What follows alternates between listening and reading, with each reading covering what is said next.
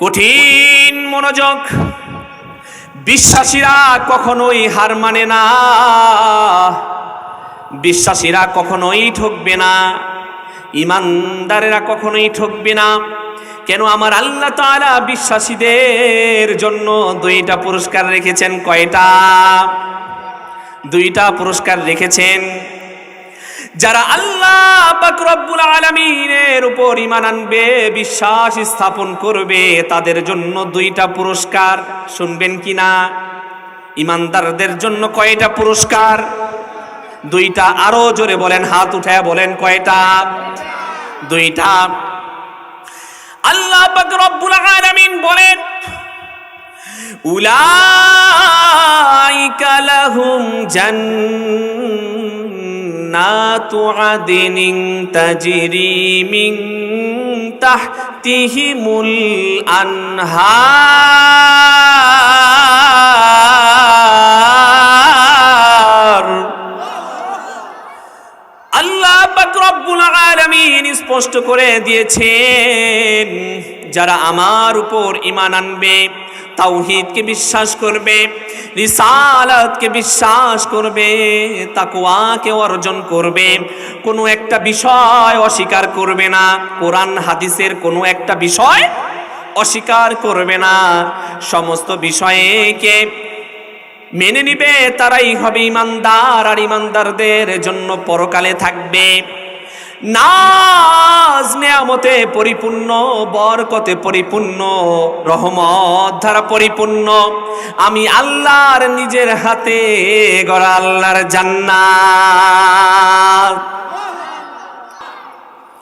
বান্দা যখন খুশি হয়ে যায় আল্লাহর প্রতি, আল্লাহ তখন বান্দার প্রতি খুশি হয়ে যায়। আমরা এখানে যারা এসেছি আমরা সবাই ঈমানদার। আমরা সবাই কি? ঈমানদার। এখানে কোনো বেঈমান আছে? ঈমানদার কারা? আমি সংক্ষেপে দুই একটি আলোচনা করব ইনশাআল্লাহ। আমিন। ঈমানদার কারা? ঈমানওয়ালাকে ঈমানদার বলে। কথা বলেন ঠিক কি না? ঈমানদার কারা? ঈমানওয়ালাকে ঈমানদার বলে। যিনি দুধ বিক্রি করে তাকে আমরা কি বলি? দুধওয়ালা। যিনি দেখেন সিমনের মাইক মাশাআল্লাহ খুবই সুন্দর, যিনি মাইকম্যান ওনাকে আমরা কি বলি? মাইকওয়ালা। যিনি চা বিক্রি করে চাওয়ালা। আর যে ব্যক্তি আল্লাহওয়ালা, ঈমানওয়ালা, তাকে আমরা কি বলি? ঈমানদার। কোরআনের ভাষা আল্লাহ তাআলা তাদেরকে ঈমানদার বলেন। আল্লাহ পাক রব্বুল আলামিন কোরআনের মধ্যে বলেন, আমি কোনো ধরনের সূত্র, ব্যাকরণ, গ্রামার রেখেই আমি ইনশাল্লাহ সোজাসুজি আলোচনায় ঢুকে যাচ্ছি। অল্প সময় আলোচনা করব। এলাকাবাসীর কাছে আমার হাত জোড় অনুরোধ থাকবে, বাহিরে ঘোরাফেরা না করে এই কোরআনের ময়দানের ভিতরে এসে আপনাদের কপালকে সৌভাগ্যবান বানান। আল্লাহ পাক রব্বুল আলামিন বলেন,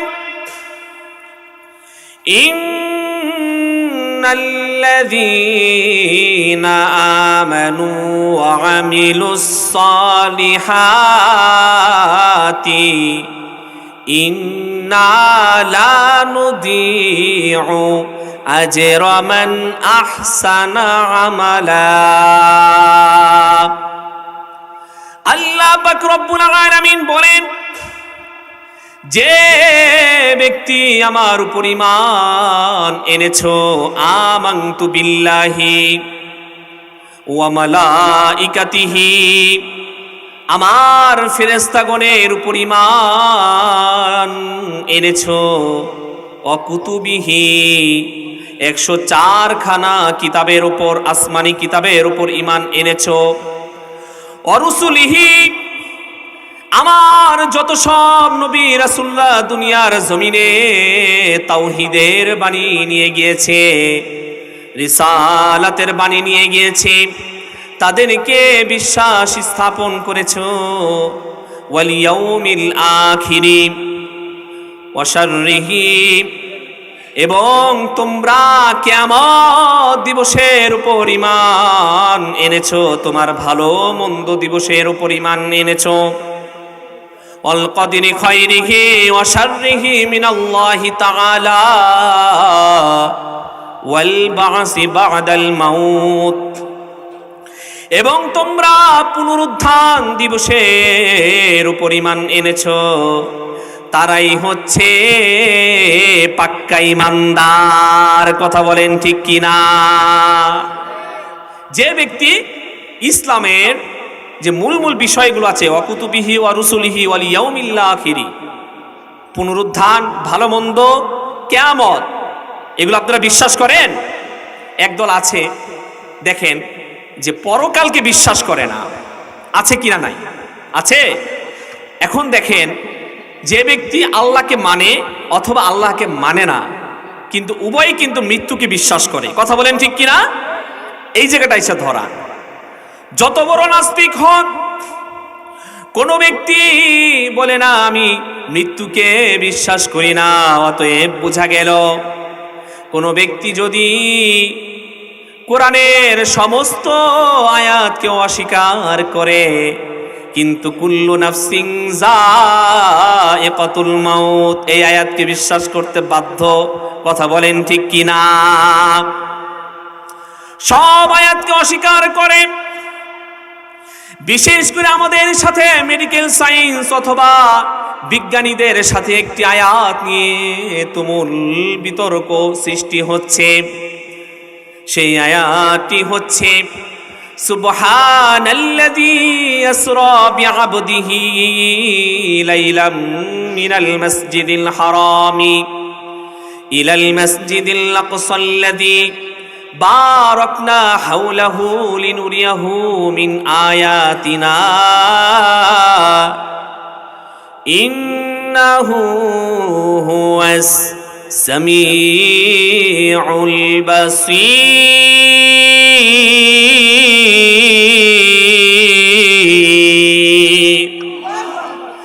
এই আয়াতের মাধ্যমে আল্লাহ পাক রব্বুল আলামিন যে সাত আসমানকে সৃষ্টি করেছেন, নিখুঁত ভাবে সৃষ্টি করেছেন, স্পষ্ট করে দিয়েছেন আমার আল্লাহ পাক রব্বুল আলামিন। কিন্তু কাফেরেরা, যারা বেদুইন আছে, ইহুদি ছাড়া অন্য যারা আছেন মুশরিকেরা, তারা এই আয়াতের আমাদের সাথে বিরোধিতা করে। তারা কোনো মতেই বিশ্বাস করে না আমাদের আল্লাহ রাসূল সাল্লাল্লাহু আলাইহি ওয়াসাল্লামকে যে আল্লাহ তাআলা হিরাম শরীফ থেকে মসজিদুল আকসায় নিয়ে গিয়েছেন, ওখান থেকে আল্লাহ পাক রব্বুল আলামিন আমার আর আপনার নবীকে ইনদাহা সিদরাতিল মুনতাহা ইনদাহা জান্নাতুল মাওয়া অস্বীকার করে যে কিভাবে অল্প সময়ের মধ্যে আল্লাহর রাসূলকে আল্লাহ তাআলা আসমানে গমন করিয়েছেন। কিন্তু সূরা বনী ইসরাঈলের মধ্যে আমার আল্লাহ তাআলা ক্লিয়ার করে দিয়েছেন এই বিষয়, আসমান আছে না নাই? বলেন, আসমান কি আছে? এই বিষয়ে আমি আপনাদেরকে ইনশাআল্লাহ প্রমাণ দিব অল্প সময়ের মধ্যে ইনশাআল্লাহ। বিজ্ঞানের হলো মাথা মোটা, বিজ্ঞানের সাথে আমার কোনো বিরোধ নেই, কিন্তু যেই কথা বিজ্ঞানের আমার কোরআনের সাথে সাংঘর্ষিক লেগে যায়, যেই কথা বিজ্ঞানের আল্লাহর কথার সাথে বিরোধিতা লেগে যায়, সেই কথা আমরা মানি না। কথা বলেন ঠিক কিনা? মুসলমান ইমানদার সেই কথাকে বিশ্বাস করতে পারে না। আল্লাহ পাক রব্বুল আলামিন মহাগ্রন্থ আল কোরআনের মধ্যে বলেন, আল্লাহুল্লাযী রাফা'আস সামাওয়াতি বিগাইরি আমাদিন তারাউনাহা। ও ইমানদারেরা, ও বিশ্বাসীরা, ও মুসলমানেরা রে, তোমরা কি দেখো না, তোমরা কি বুঝো না আমি আসমানটাকে কতটা নিখুঁত ভাবে সৃষ্টি করে চাদরের ন্যায় বিনা খুঁটিতে আমি লটকায় রেখেছি। এই কথা কে বলেছেন? আরো জোরে বলেন। বিনা খুঁটিতে, কোনো খুঁটি নাই। কথাটা বুঝেন? আপনি যদি বলেন হুজুর আমরা তো আল্লাহর উপর ঈমান আনলাম, কোরআনকে বিশ্বাস করলাম, হাদিসকে বিশ্বাস করলাম, কিন্তু মেডিকেল সায়েন্স, আমরা তো মেডিকেল সায়েন্সের মাধ্যমে, নাসা বিজ্ঞানীদের মাধ্যমে পরামর্শ নিয়ে সারা পৃথিবী চলে, অতএব হুজুর আমরা সব কথা মানি কিন্তু আসমানকে মানি না, বিশ্বাস করি না, তাহলে কি ঈমান থাকবে? কথা বলেন, ঈমান থাকবে? আল্লাহ পাক রব্বুল আলামিন কোরআনের মধ্যে বলে ওয়ালা তামুতুন্না ইল্লা ওয়া আনতুম মুসলিমুন। ও মুসলমানেরা রে, কোনো একটা বিষয় বিশ্বাসীরা বাকি রেখে, কোরআনের বিষয় হোক, হাদিসের বিষয় হোক, শরিয়াতের বিষয় হোক, মারেফাতের বিষয় হোক, কোনো একটা বিষয় বাকি রেখে তুমি মৃত্যুবরণ করিও না। তাহলে সেই বিষয়ের মধ্যে আসমান পড়ে কি পড়ে না? কথা বলেন, সেই বিষয়ের ভিতরে পড়ে? আল্লাহ রাসূল সাল্লাল্লাহু আলাইহি ওয়াসাল্লামের পৃথিবীতে আসার লক্ষ কোটি বছর আগের ঘটনা। আমার আল্লাহ পাক রব্বুল আলামিন যখন কিছুই সৃষ্টি করেন নাই, তখন লাউহে মাহফুজ হচ্ছে এই পানির মধ্যে ভাসমান ছিল। আল্লাহ পাক রব্বুল আলামিন বলেন বাল হুয়া কুরআনুম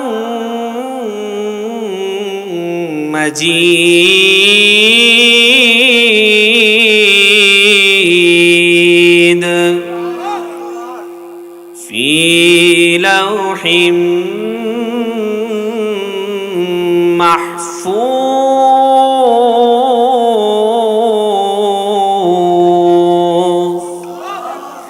আল্লাহ পাক রব্বুল আলামিন বলেন হে লাউহে মাহফুজ, পৃথিবীর সৃষ্টির এখনো ৭০,০০০ বছর পূর্বে তোমার কাছে আল কোরআনটি আমি আমানত হিসাবে দিয়ে দিলাম। তুমি আল কোরআনকে আমানত হিসাবে রাখো, কাল হাসরের ময়দানে এই আল কোরআনকে তুমি আমাকে আমানত হিসাবে রিটার্ন করবা। সবাই জোরে জোরে বলেন সুবহানাল্লাহ। পৃথিবীর সৃষ্টি ৭০,০০০ বছর পূর্বে, যখন লাউহে মাহফুজ অনেক ভারী হয়ে গেল, আমার আল্লাহ পাক আসমান জমিন সৃষ্টি করেছেন, লাউহে মাহফুজ আর কোরআনের ভার বহন করতে পারতেছে না, তখন লাউহে মাহফুজ হযরত জিবরাইল আলাইহিস সালাতু ওয়াস সালামের কাছে আমানত হিসাবে আবার কোরআনকে দিয়ে দিলেন। হযরত জিবরাইল আমিনের কাছে আল কোরআন, জিবরাইল আমিন এই কোরআনকে বহন করতে পারতেছিল না। জমিনকে জিজ্ঞেস করে, জমিন তোমার ভিতরে তো আল্লাহ অনেক স্তর দিয়ে দিয়েছেন, তোমাকে তো আল্লাহ তাআলা শক্তি দিয়েছেন, তুমি তো ভাসমান, নদীর ভিতরে তুমি ভাসমান, জমিন তুমি কি পারবানি কোরআনটাকে বহন করার জন্য? তোমার কাছে কোরআনটাকে দিতে চাই। সাথে সাথে জমিন বলল, হতে পারি, আমি আল্লাহর এক অপরূপ সৃষ্টি, মজবুত এক সৃষ্টি, কিন্তু আমি সাহস করি না, এত বড় কলিজা, এত বড় কলিজার পাটা আমার নাই যে আমি মহাগ্রন্থ আল কোরআনকে আমি বহন করব আর আমার উপর নাজিল করবা। অস্বীকার করলো জমিন, জমিন অস্বীকার করলো। আমার কথা কি আপনারা বুঝতেছেন? এইবার সৃষ্টির মধ্যে অন্যরকম সৃষ্টি, মজবুত সৃষ্টি হচ্ছে পর্বত, হিমালয়, পাহাড়, জাবাল। এইবার হিমালয়কে হযরত জিবরাইল আমিন ইচ্ছা পোষণ করলো, হিমালয় তোমরা তো আল্লাহর সৃষ্টির মধ্যে অনেক মজবুত শক্তি, হে হিমালয় পাহাড় পর্বত তোমাদেরকে তো আল্লাহ তাআলা অনেক শক্তিশালী হিসাবে সৃষ্টি করেছেন। আমি তোমাদের মাঝে নাজিল করতে চাই, এই আল কোরআনকে তোমরা কি বহন করতে পারবানি? সাথে সাথে হিমালয় পাহাড় পর্বত অস্বীকার করলো। জিব্রাইল,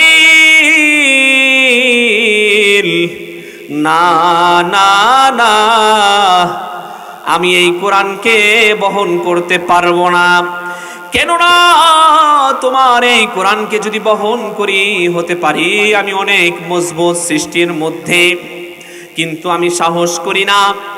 কেননা আমি যদি বহন করি, আমি পাহাড় পর্বত হিমালয় জাবাল ভেঙে চলে চুরমার হয়ে সাগর বিল নদী নালা দিয়ে বহমান হয়ে যাব।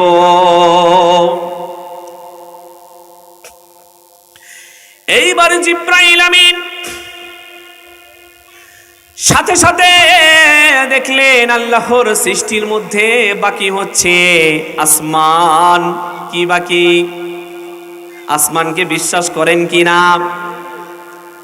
আমার আল্লাহ তাআলা 7 আসমান সৃষ্টি করেছেন। কয় আসমান? জোরে কোন। 7 আসমান আল্লাহ পাক রব্বুল আলামিন সৃষ্টি করেছেন। কিসের দ্বারা সৃষ্টি করেছেন আপনারা জানতে চান কিনা? জানতে চান কিনা? জোরে জোরে কথা বলবেন। কথা যদি রিপ্লাই না পাই তাহলে কথা বলে আমি মজা পাই না, বুঝতে পারছেন? আমি সব মাহফিলে বক্তা শ্রোতা সবার সাথে আমি কথা বলি, কথা বলতে হবে আমার সাথে, নাকি আমার ভাষা বুঝেন না? আমি তো আপনাদের এলাকারই সন্তান, ভাষা বুঝেন আমার?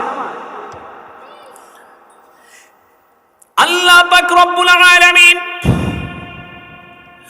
প্রথম আসমানকে সৃষ্টি করেছেন মেঘালয়ের জমাট পানি ধারা, যেই পানি নীল রঙের। সবাই জোরে জোরে বলেন সুবহানাল্লাহ।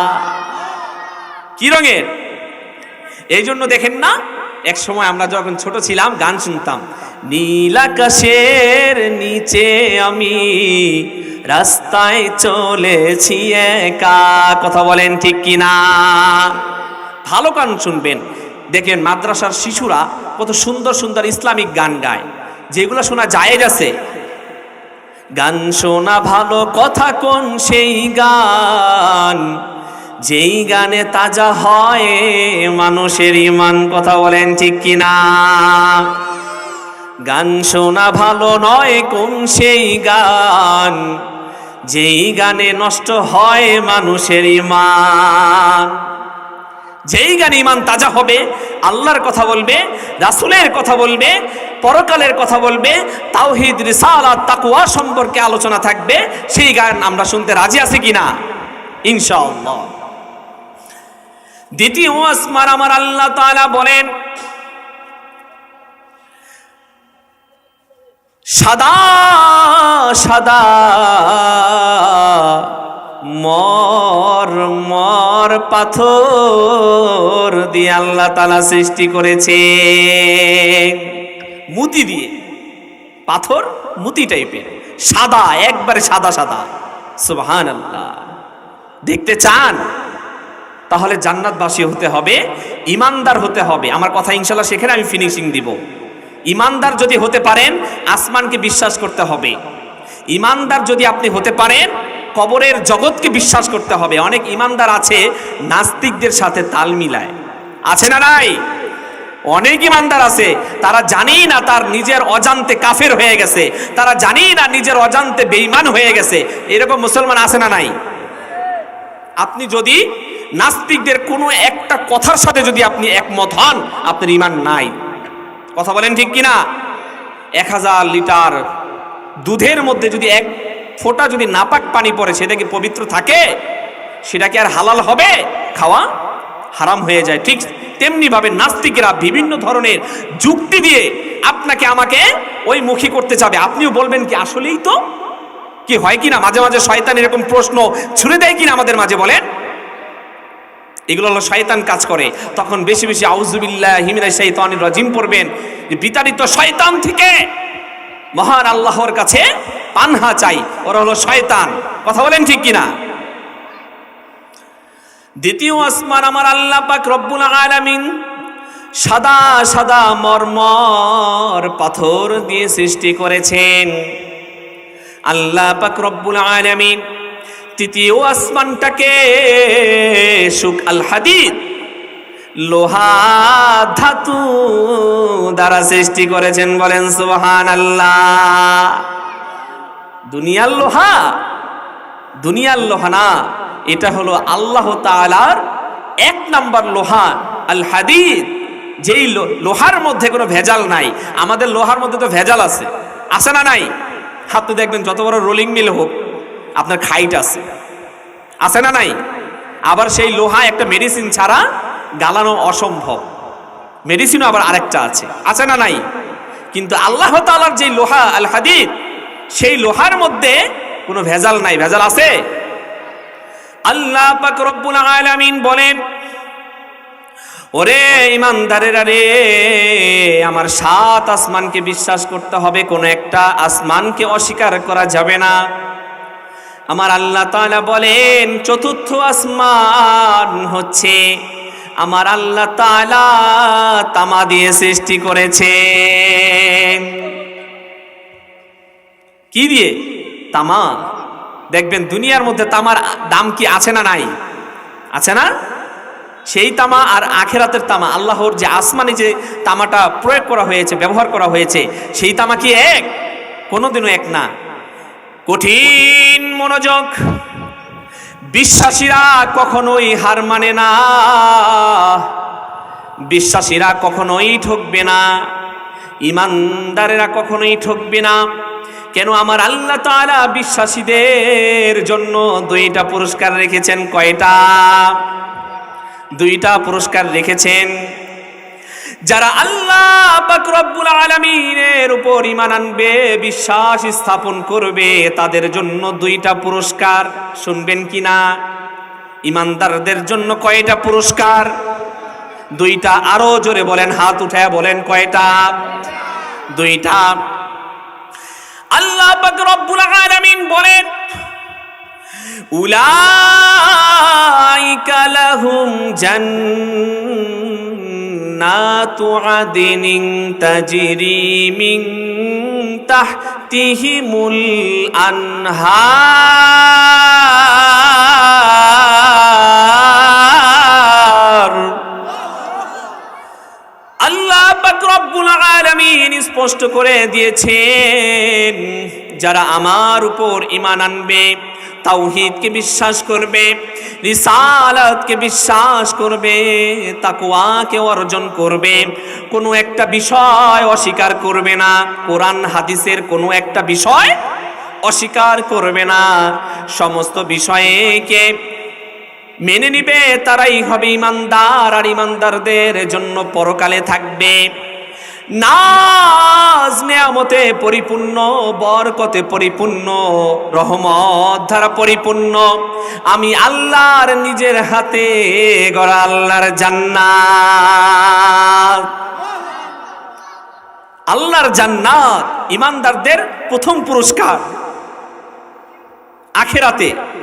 আপনি বলতে পারেন যে হুজুর, প্রথম পুরস্কার যদি আখিরাতে হয়, এটা কেমনে হইল? না, এটা হলো দ্বিতীয় পুরস্কার। আমি একটু আকর্ষণ রাখলাম। প্রথমটার কথা যদি বইলা দিই তাহলে আপনারা যাবেন না। বলতে পারেন হুজুর, দুনিয়ার জমিনে কেউ যদি খাটাখাটনি করে, যদি কর্ম করে, যদি পরিশ্রম করে, তাহলে তো সাথে সাথেই মালিক দিয়ে দেয় পরিশ্রমের টাকা। কথা বলেন ঠিক কিনা? হুজুর, আপনি যেই পুরস্কারের কথা বলেছেন, আল্লাহ খুশি হয়ে জান্নাত দিবে, সেটা তো পরকালে। ঈমানদারদের জন্য কি দুনিয়ায় কোনো পুরস্কার নাই? ঈমানদারদের জন্য কি দুনিয়ায় কোনো পুরস্কার নাই? আমি বলবো, আমি কোরআন ধারা রেফারেন্স দিতে চাই। আল্লাহ পাক রব্বুল আলামিন দুনিয়ার মধ্যে যারা ঈমানদার থাকবে, তাকওয়া অর্জনকারী থাকবে, রিসালাতকে বিশ্বাসকারী যারা থাকবে, তাদের জন্য দুনিয়ায় যে পুরস্কারটি সেটা বিষয় আল্লাহ তাআলা কোরআনের মধ্যে বলেন, وعد الله الذين آمنوا منكم وعملوا الصالحات ليستخلفنهم في الأرض الله أكبر আল্লাহ পাক রব্বুল আলামিন সূরাতুন নূরের মধ্যে বলেন, যে ব্যক্তি ঈমান আনবে, তাকওয়াকে অর্জন করবে, কিতাব সমূহের উপর ঈমান আনবে, আসমান জমিনের উপর ঈমান আনবে, তার জন্য যেমনি ভাবে পরকালে জান্নাত আমি পুরস্কার হিসাবে রেখেছি, দুনিয়ার জমিনে তার জন্য আকর্ষণীয় পুরস্কার হচ্ছে ইসলামী হুকুমত, অর্থাৎ হচ্ছে খেলাফত, ক্ষমতা, পাওয়ার। সবাই জোরে জোরে বলেন সুবহানাল্লাহ। নারায়ে তাকবীর, নারায়ে তাকবীর, নারায়ে রিসালাত। আল কোরআনের আলো ঘরে ঘরে জালো, আল কোরআনের আলো সংসদে জালো। কি হলো, এখন স্বর কেন ছোট হয়? হ্যাঁ, এখন কি আগুন লাগাই দিলাম? এখন কইবে হুজুর মানুষ আবার রাজনীতি করে কেন? এরা মসজিদে বইয়া থাকবো আর খালি রান্না বান্না করে খাইবো নাকি? আল্লাহর রাসূল সাল্লাল্লাহু আলাইহি ওয়াসাল্লাম কি রাষ্ট্র শাসন করছে কিনা? আরো জোরে কোন।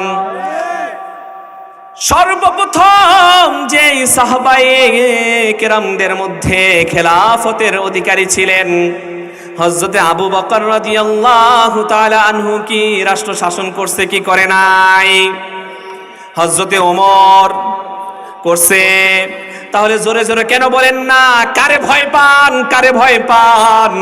মুসলমান এক আল্লাহ ছাড়া কাউকে ভয় পায় না। আল্লাহ তাআলা বলেন, ওয়াহুয়া মাআকুম আইনামা কুনতুম। বান্দা তুমি আছো যেখানে, আমি আল্লাহ আছি সেখানে। অফিসের বস নারাজ হবে দেখে এই কথা, যখনই রাজনীতির পালা আসে তখনই আপনি চুপ হয়ে যান না। রাজনীতি চলবে সভ্যভাবে, রাজনীতি চলবে সভ্যভাবে, কারো ক্ষতি করে নয়। একমাত্র ইসলামী হুকুমত, আল্লাহ যেই কোরআনের মধ্যে রাজনীতির কথা বলেছেন সেই রাজনীতি মানতে হবে। কথা বলেন ঠিক কিনা? ইসলামী খেলাফত, ইসলামী হুকুমতের বিকল্প কিছু নাই। আপনাকে সমাধান, আপনার মুক্তি কোন সময় মানব রচিত আব্রাহাম লিঙ্কনের গণতন্ত্র আপনাকে মুক্তি দিতে পারবে না। কথা বলেন ঠিক কিনা? একমাত্র মুক্তি দিতে পারবে সেই মন্ত্রতন্ত্র কি? আল কোরআন। কথা বলেন ঠিক কিনা? সেই তন্ত্র মন্ত্র কি? আল কোরআন। দুনিয়ার কোন তন্ত্র মন্ত্রকে মানি না আমরা। একমাত্রই হচ্ছে আখেরাতের মন্ত্র, দুনিয়ার মন্ত্র আল্লাহ আমাদের একে দিয়ে দিয়েছেন। সেই তন্ত্র মন্ত্রের নাম, সংবিধানের নাম হচ্ছে আল কোরআন। কথা বলেন ঠিক কিনা? তাহলে আমরা জানতে পারলাম যারা ঈমান আনবে তারা হচ্ছে দুইটা পুরস্কার পাবে আল্লাহর কাছে। প্রথম পুরস্কারটা কি?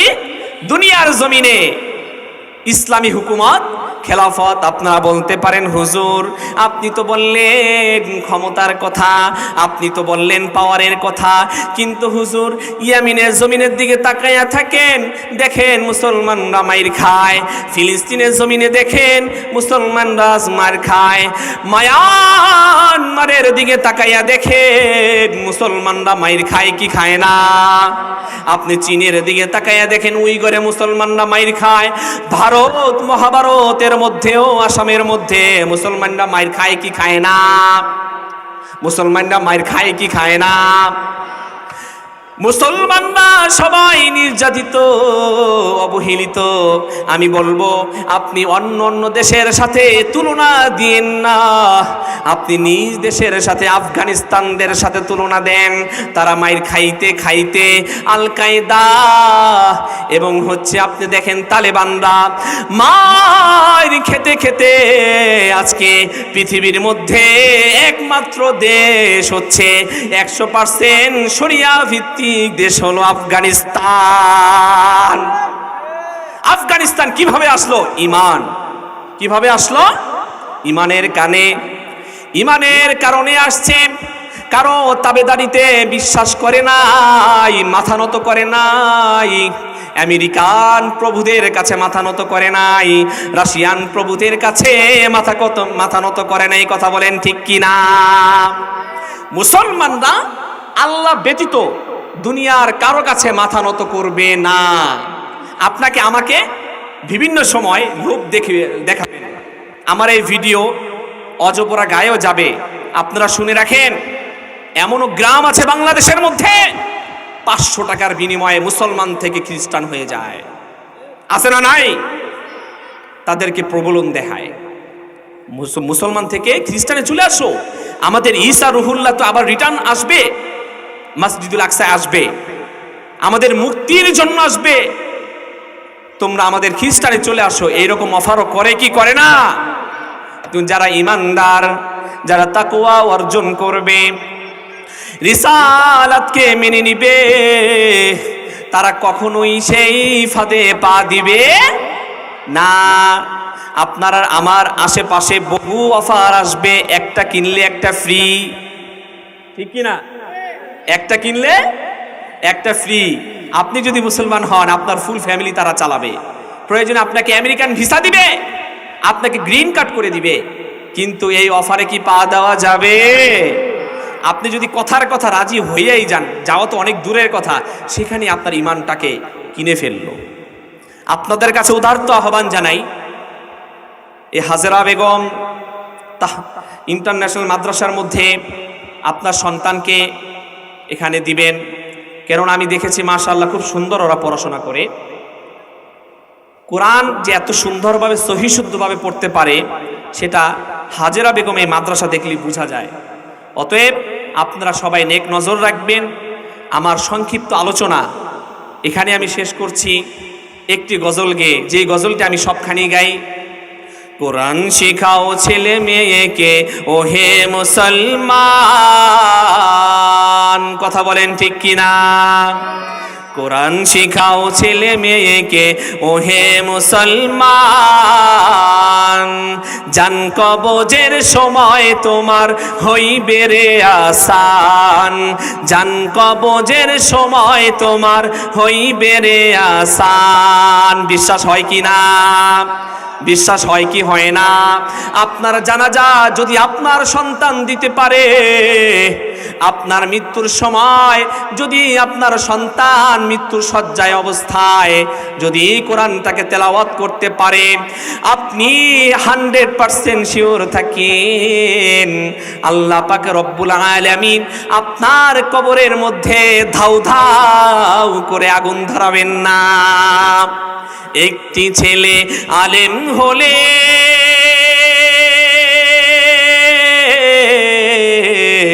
পড়বে কোরআন মৃত্যুকালে, ও তোর জান কবজের সময় থাকবে রে না শয়তান। কোরআন শিখাও ছেলে মেয়েকে ও হে মুসলমান, জান কবজের সময় তোমার হইবে রে আসান, জান কবজের সময় তোমার হইবে রে আসান। কথা বলেন ঠিক কিনা? তাহলে ইমানদারদের পুরস্কার কয়টা? দুইটা। কয়টা? দুইটা। একটা হচ্ছে দুনিয়াতে ক্ষমতা পাওয়ার, ইসলামী হুকুমাত, ইসলামী খেলাফতের জন্য আমাদের কাজ করে যেতে হবে। আর 2 নাম্বার হচ্ছে পুরস্কার হচ্ছে জান্নাত। মনে থাকবে ইনশাআল্লাহ। আপনারা সবাই এই অনুযায়ী আমল করবেন। আল্লাহ তাআলা আমাদের সবাইকে আমল করার তৌফিক দান করুক। ওমা আলাইনা ইল্লাল বালাগ।